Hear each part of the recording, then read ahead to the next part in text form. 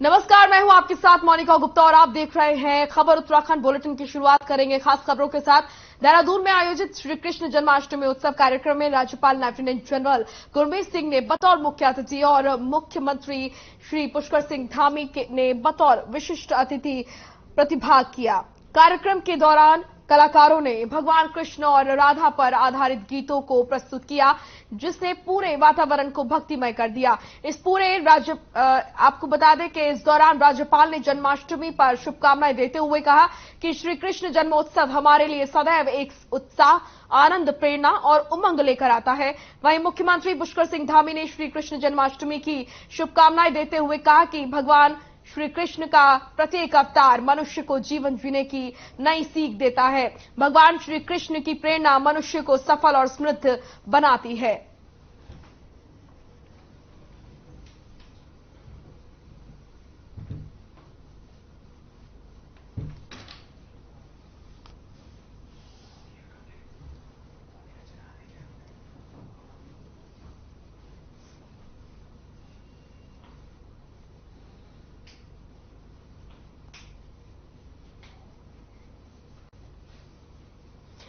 चलिए अगली खबर का रुख करेंगे। बाजपुर से है खबर, जहां पर श्री कृष्ण जन्माष्टमी के पर्व पर विश्व हिंदू परिषद दुर्गा वाहिनी और मातृशक्ति की महिलाओं के द्वारा बालाजी घाट मंदिर के पास से एक कार्यक्रम का आयोजन किया गया। कार्यक्रम में कृष्ण भगवान की सुंदर झांकियां दिखाई गई और महिलाओं ने इंडिया नृत्य, यहां पर आपको बता दें कि महिलाओं ने डांडिया नृत्य कर सभी का मन मोह लिया।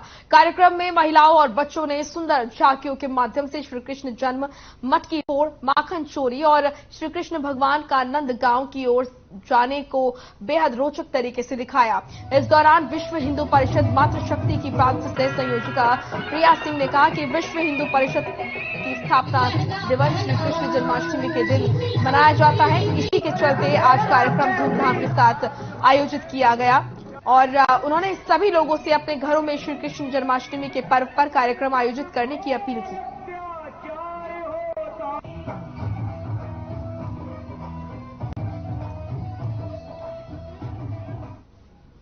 तो कृष्ण भगवान की झांकियां यहां पर निकाली गई। जन्माष्टमी पर कार्यक्रम का आयोजन बाजपुर में रखा गया।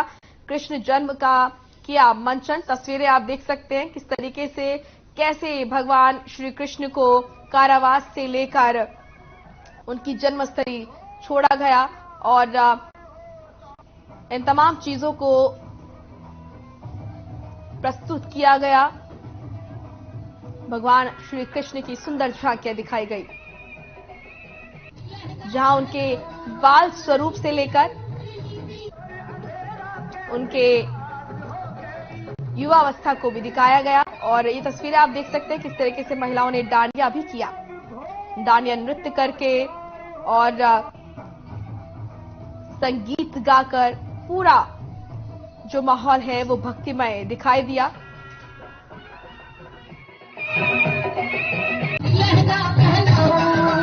परिषद का स्थापना दिवस का भी कार्यक्रम है। हमारे विश्व हिंदू परिषद की स्थापना सन 1964 में कृष्ण जन्माष्टमी के दिन संदीपनी आश्रम में श्री स्वामी चिन्मयानंद जी के द्वारा कराई गई थी। तो हम अपना दुर्गा वाहिनी का जन्माष्टमी का स्थापना दिवस का कार्यक्रम हर साल जन्माष्टमी पे ही मनाते हैं। आज हम दुर्गा वाहिनी मातृशक्ति की बहनों ने जन्माष्टमी का त्योहार बड़े धूमधाम से मनाया है और हम सभी को ये संदेश देना चाहते हैं कि हम जितने भी हिंदू बहन भाई हैं अपने घर पे अपने सारे त्योहार, जन्माष्टमी भी सारे त्योहार अपने घर पर अपनी सारी बहनों के साथ, सबके साथ मिलकर, चाहे छोटे स्तर पर मनाएं चाहे बड़े स्तर पर मनाएं। जरूर खबर लालकुआ से है, जहां पर कृष्ण जन्माष्टमी का महापर्व धूमधाम से मनाया जा रहा है। गौर आपको बता दें कि यहां पर राधा कृष्ण आश्रम लालकुआ में कृष्ण जन्माष्टमी के शुभ अवसर पर भव्य झांकी निकाली गई। भव्य झांकी में हजारों की संख्या में लोग भजन कीर्तन करते हुए नजर आए।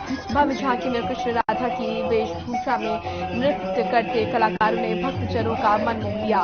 वहीं कृष्ण लीला की झांकी और प्रभुपाद जी की झांकी भी निकाली गई। वहीं भारी संख्या में भक्तगणों ने हरिनाम के भजन गाते हुए हल्दू चौड़ क्षेत्र में भ्रमण किया और गौर राधा कृष्ण प्रभुपाद आश्रम में भव्य झांकी का समापन हुआ। वहीं गौ रक्षा केंद्र के रामेश्वर दास ने कहा कि उनके आश्रम में प्रतिवर्ष जन्माष्टमी पर्व धूमधाम से मनाया जाता है। हजारों की संख्या में लोग यहां पहुंचते हैं।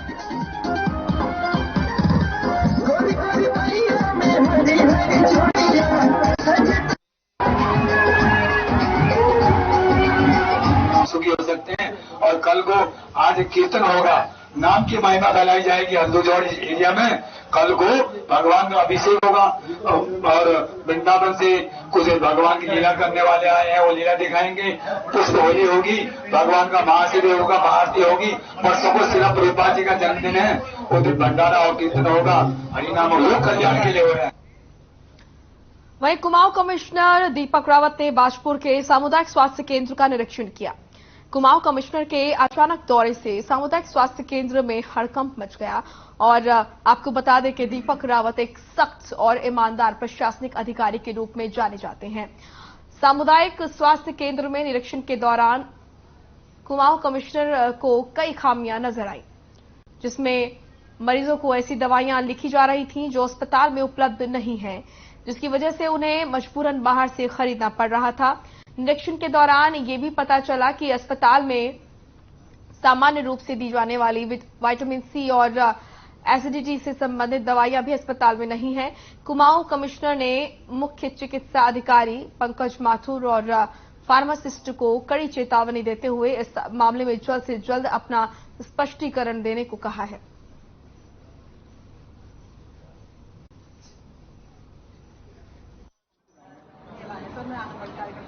जी ने निर्देश दिए हैं कि एक तो जो हमारे ऐसे सरकारी ऑफिस हैं जहाँ पब्लिक का ज्यादा से वास्ता पड़ता है, उनको औचक रूप से कभी कभी देखा जाए। तो उस क्रम में आज मैंने सीएचसी बाजपुर को देखा और यहाँ पे 2-3 चीजें मुझे ऐसी लगी जो कि गलत हैं, जिनको ठीक होना चाहिए। एक तो जो दवाएं हमारे पास अंदर अवेलेबल हैं, उनका एक बहुत बड़ा सा पोस्टर या फ्लेक्सी बाहर पहले से लिखा रहना चाहिए और पब्लिक को ये पता रहना चाहिए कि ये दवाइयां अस्पताल में अवेलेबल। गदरपुर विधायक और पूर्व शिक्षा मंत्री अरविंद पांडे सियाचिन में 38 साल पहले शहीद हुए।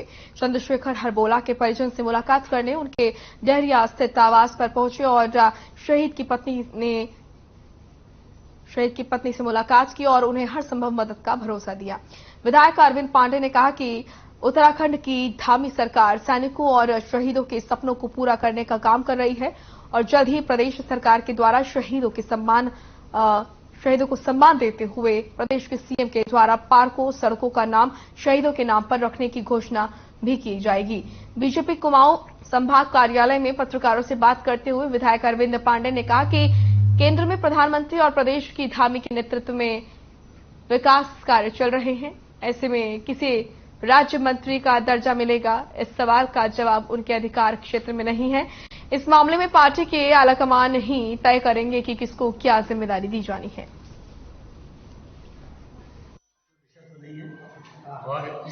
जो देश के लिए शहीद हुए हैं, उनको भारतीय जनता पार्टी या भारतीय जनता पार्टी के माध्यम से बनी हुई सरकारों ने हमेशा सैनिकों का सम्मान किया है।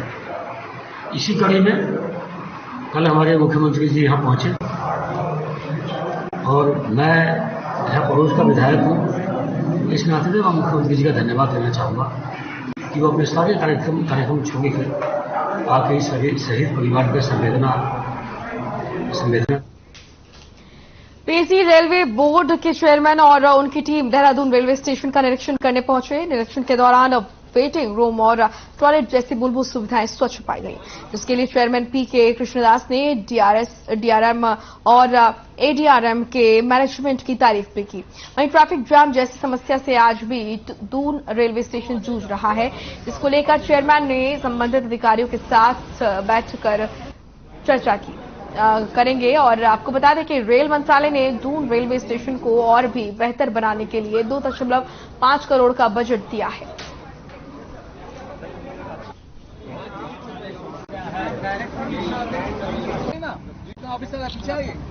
रेलवेज की तरफ से PAC committee, passenger amenities committee का इंस्पेक्शन देहरादून रेलवे स्टेशन का रखा गया था।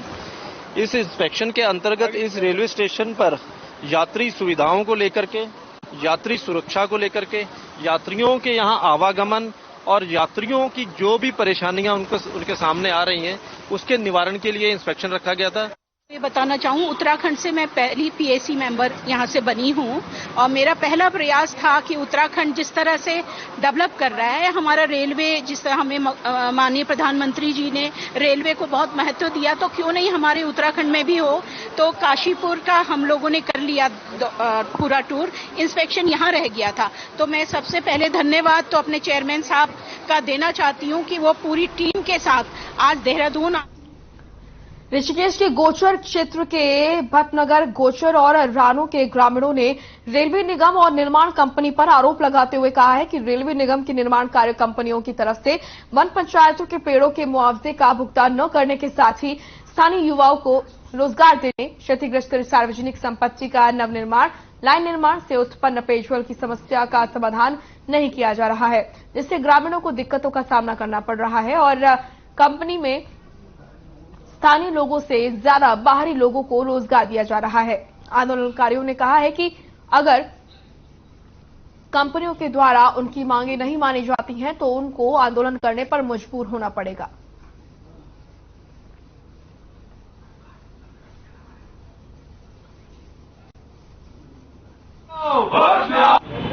ये धीमे धीमे हमारा आंदोलन आक्रामक होता जाएगा और हम इनका काम रोकेंगे। पहले तो हम नहीं चाहते काम रोकें, राष्ट्रीय योजना है, लेकिन स्थानीय लोगों की मांगे पूरी नहीं होंगी तो हम बाध्य होंगे इस काम को रोकने के लिए।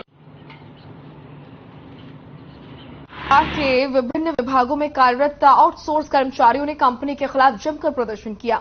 इस दौरान कर्मचारियों ने ठेकेदार के खिलाफ जमकर नारेबाजी भी की। दरअसल कर्मचारियों का आरोप है कि कंपनी कर्मचारियों से नकद पैसे की मांग कर रही थी और पैसे नहीं देने पर अब तनख्वाह ईपीएफ में से पैसे काटने की बात कही। वहीं उन्होंने सीएसआईआर से कंपनी का टेंडर निरस्त करने की मांग की है। वहीं इस मामले में KSG dining security private limited operation manager captain NP Singh का कहना है कि कर्मचारियों ने जो आरोप लगाए हैं वो गलत हैं, निराधार हैं और हम कोई पैसा नहीं ले रहे हैं और जो नियमानुसार कार्रवाई है वो ही की जा रही है। नियम के विरुद्ध कोई कार्य नहीं हो रहा है।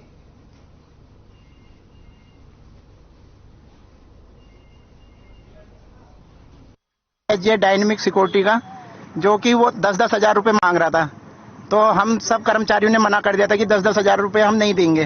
तो फिर उसने 10-10 हजार के लिए मना कर दिया और जो ये अपने फॉर्म ला रखा है, ये सिक्योरिटी ऑफिस में भरा है, बोल रहा है कि इसमें साइन करो। अब वो हमें पढ़ा नहीं रहा चीजें, तो हम कैसे साइन करें उसमें। प्रोजेक्ट असिस्टेंट थी, बट अभी फिलहाल प्रोजेक्ट नहीं है, तो फिलहाल मैं हाईली स्किल्ड में हूँ, काम कर रही हूँ। तो आप यहाँ प्रदर्शन क्यों कर रहे हैं? क्या प्रदर्शन इसलिए कर रहे हैं क्योंकि इन लोगों ने जो भी अपने मांगे, जो भी बताया है, करा है, वो सब गलत है। बात ये है कि अब क्यों हम 10,000 रुपए दें? पहले यही चीज गलत है, पहले ही हमें इतने कम मिल रहे हैं, आप उससे भी ले रहे हो 10,000 रुपए। दूसरी चीज, सेकंड चीज ये है, चलो ठीक है मानो कि 10,000 दे दे, उसके बाद क्या बोल रहे हैं ये लोग कि हम सैलरी में से 15% काटेंगे। क्यों? जो इन्होंने कर्मचारियों ने जो है आरोप लगाए हैं वो बिल्कुल बेबुनियाद है। हम कोई पैसा नहीं ले रहे, सबके सामने बोल रहे हैं। जो भी जो है प्रकरण है उसके अनुसार हम जो है इनको एम्प्लॉय करेंगे। जो डॉक्यूमेंट हमारी कंडीशन है उसके अनुसार डॉक्यूमेंट दे, ये भर्ती हो, पीएफ भी कटेगा, ईएसआई भी होगा, सब कुछ अवेलेबल होगा। उत्तराखंड में लोकगीतों की समृद्ध परंपरा रही है। यहाँ पर हुड़किया बोल इस पे प्रमुख है। खेती और सामूहिक श्रम से जुड़ी ये परंपरा सिमटती कृषि के साथ ही कम होती चली जा रही है, लेकिन रामनगर के ग्रामीण इलाकों में बसे लोगों ने आज भी संस्कृति को जिंदा रखा है। उत्तराखंड के पर्वतीय क्षेत्र में धान की रोपाई और यहाँ पर मड़ुए की गोड़ाई के समय हुड़कियां बोल गाए जाते हैं। पहले भूमि के देवता भूमिया, पानी के देवता इंद्र, छाया के देव मेघ की वंदना से शुरुआत होती है। फिर हास्य और वीर रस आधारित राजुला, मालूशाही, सीदू बिदू, जुमला बैराणी जैसी पौराणिक गाथाएं गाई जाती हैं। समूह में कार्य कर रही महिलाओं को हुड़का वादक अपने गीतों से जोश भरने का काम करता है। ये परंपरा पीढ़ी दर पीढ़ी आज भी कुमाऊं के कई हिस्सों में जीवंत है।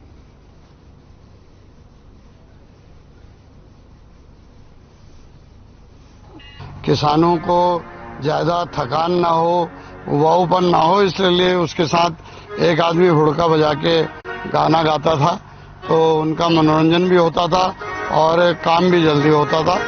तो आज ये विधा लगभग विलुप्त से हो गई है, तो इसलिए हमें हमारी पुरानी पीढ़ी ने विधा हमको सौंपी थी, तो हमारी जिम्मेदारी बनती है कि हम अगली पीढ़ी को इसको सौंप के जाएं।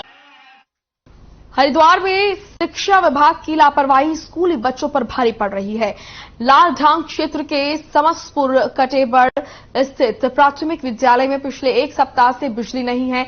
बिजली का बिल जमा न होने के चलते विद्युत विभाग ने स्कूल का कनेक्शन काट दिया, जिससे बच्चे भरी गर्मी में बिना पंखे के पढ़ने पर मजबूर हैं। ये हाल सिर्फ एक स्कूल का नहीं है, बल्कि ऊर्जा निगम की ओर से दूसरे स्कूलों की बिजली भी काटी गई है। स्कूल के शिक्षकों का कहना है कि बिना बिजली के स्कूल का शिक्षण कार्य प्रभावित हो रहा है। बिजली का बिल जमा न होने की जानकारी शिक्षा विभाग के अधिकारियों को पहले दे दी गई थी।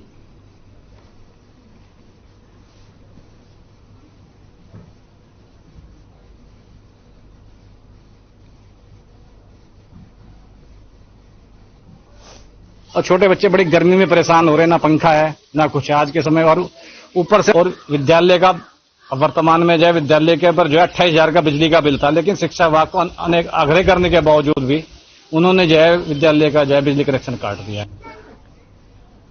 चलिए अब खबर चंपावत से है, जहां लोहाघाट उप जिला अस्पताल में अराजक तत्वों ने नाइट ड्यूटी में तैनात महिला डॉक्टर और अन्य कर्मियों के साथ गाली गलौज और मारपीट का मामला यहां पर सामने आया है। वहीं महिला डॉक्टर को जान से मारने की धमकी भी दी गई है।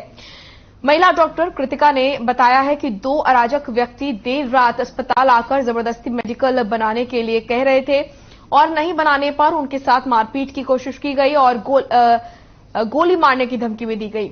घटना को लेकर अस्पताल के सभी आक्रोशित डॉक्टर और स्वास्थ्यकर्मी अराजक तत्वों की गिरफ्तारी की मांग को लेकर धरने पर बैठ गए हैं। इस मामले में लोहाघाट के थाने प्रभारी जसवीर सिंह चौहान ने बताया कि डॉक्टर्स की तहरीर पर पुलिस ने लोहाघाट के हिस्ट्री शूटर मनीष ढेक और उसके एक अन्य साथी के खिलाफ मुकदमा दर्ज कर लिया है। गिरफ्तारी के लिए पुलिस टीम दबिश दे रही है और जल्द ही हिस्ट्री शूटर की गिरफ्तारी कर ली जाएगी।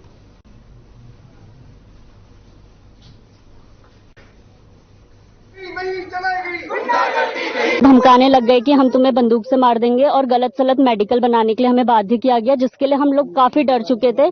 हमने और बार बार हम पे दबाव डाल रहे थे, अगर आपने ऐसा नहीं किया। जो हमारे साथ स्टाफ थे उनको बोल रहे थे कि आपके तो बच्चे हैं, पत्नी है, हम इन सबको मारेंगे, आप लोग तो यहाँ पर घूमते रहोगे, हम मार देंगे, जिससे हम लोग काफी डर चुके थे। और हमने फिर थोड़ा बहुत जो आधा अधूरा था वो लिख के इनको दे दिया था कि इस प्रकार की अराजकता का काम करने वाला व्यक्ति चाहे कोई हो, कितना ही बड़ा हो, उसके लिए इस समाज में कोई स्थान नहीं है।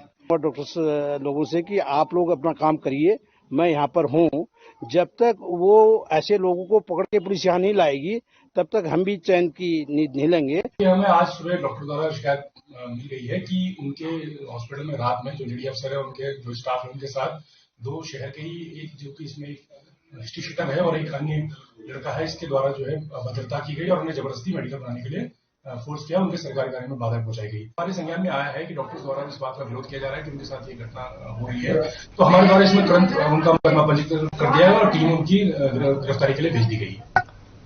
उधम सिंह नगर के तराई पश्चिम वन प्रभाग के पतरामपुर रेंज में ग्रामीणों में दहशत का माहौल बना हुआ है, क्योंकि लगातार क्षेत्र में गुलदार दिखाई दे रहा है और बीते एक हफ्ते में गुलदार के हमले में 2 लोग गंभीर रूप से घायल बताए जा रहे हैं, जिस कारण क्षेत्र में गुलदार का भय बना हुआ है। आपको बता दें कि एक बड़िया वाला गांव में बीती रात बाइक सवार एक व्यक्ति पर गुलदार ने हमला कर दिया, जिसमें व्यक्ति गंभीर रूप से घायल हो गया। वहीं ग्रामीणों में वन विभाग के खिलाफ भारी रोष है। ग्रामीणों की माने तो विभाग इस ओर कोई ध्यान नहीं दे रहा है। वहीं वन क्षेत्र अधिकारी पतरामपुर राजकुमार सिंह ने बताया कि उच्चाधिकारियों के निर्देशों के बाद क्षेत्र में गुलदार को पकड़ने के लिए पिंजरा लगाया गया है और दिन और रात में गश्त बढ़ा दी गई है।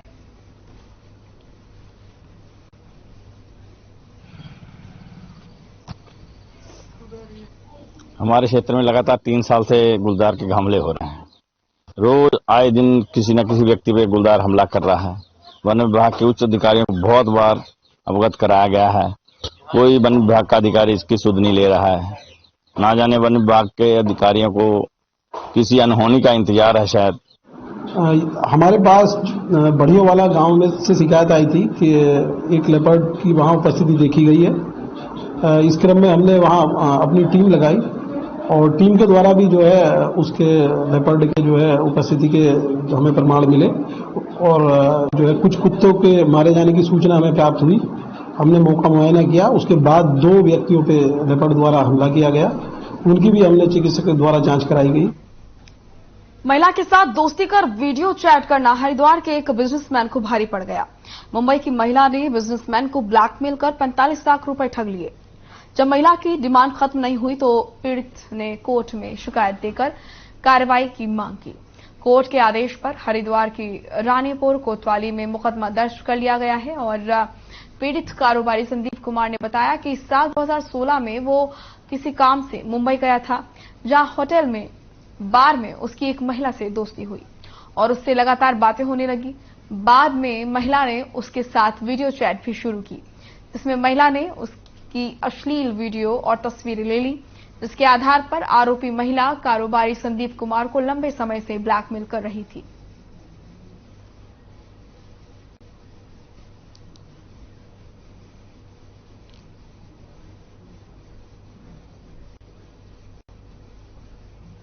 इसमें एक तहरीर आई थी जिसपे मुकदमा दर्ज हुआ है और इसमें जांच की जा रही है। जांच में जो भी तथ्य सामने आते हैं उसके आधार पर आवश्यक विधिक कार्रवाई की जाएगी। देखिए, उसके साथ वो बताया कि ऑनलाइन उसके साथ कुछ अश्लील वीडियो बना के उस ठगी की गई है, जिसकी एफआईआर तो दर्ज हो गई है। उसकी तफ्तीश विवेचक द्वारा की जा रही है। विवेचना में जो भी तथ्य सामने आएंगे एविडेंस के आधार पर कार्रवाई की जाएगी।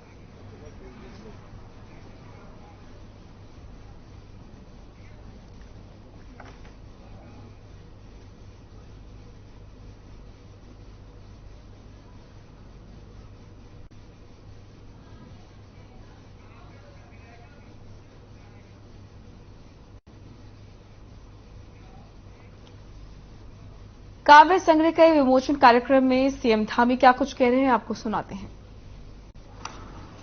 मैं सबसे पहले तो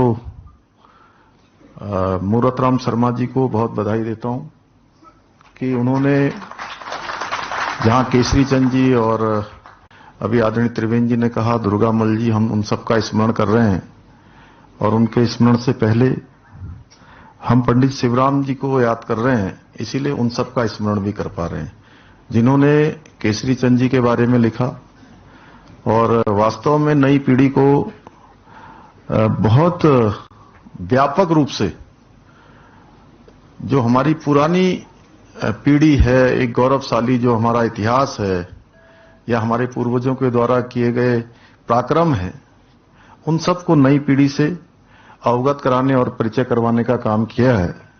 इसलिए मैं उनको बहुत बधाई देता हूं और धन्यवाद भी करता हूं कि उनके माध्यम से संकलन हुआ है और आज वास्तव में रमणी जौनसार का इस विमोचन के अवसर पर बहुत प्रसन्नता हो रही थी। जब मैं यहां पहुंचा तो अक्सर इस हॉल में आदरणीय जगूड़ी जी मैं कई बार आ गया हूं।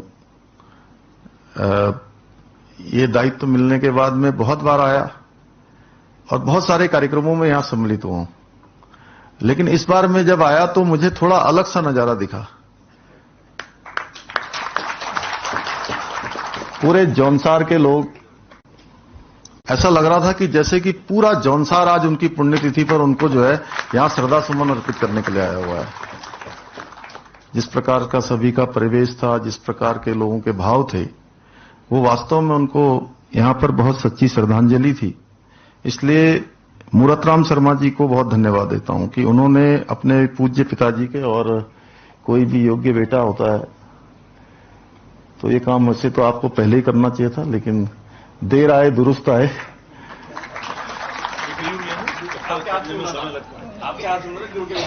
अच्छा, नहीं, थोड़ा मूरतराम जी से हमारा बड़े भाई और छोटे भाई का भी संबंध है मेरा, इस नाते थोड़ा मैं उनसे हास्य विनोद भी कर लेता हूं, तो इस नाते मैं उनको कह रहा हूं। जौनसार भावर शिरोमणि पंडित शिवराम शर्मा जी का जन्म आप सब जानते ही हैं कि उनका स्याणा ग्राम मुखिया के घर में अणु में एक 13 अगस्त को हुआ था, 13 अगस्त 1927 को हुआ था। और पंडित जी ने जब मैं कल सोच रहा था कि इस कार्यक्रम में जाऊंगा तो मैंने सोचा कि थोड़ी, चूंकि आपने कभी इतना मुझे बताया। तो काव्य संग्रह विमोचन कार्यक्रम में सीएम धामी को आप सुन रहे थे। चलिए फिलहाल इस बुलेटिन में इतना ही। आप देखते रहिए हर खबर। नमस्कार।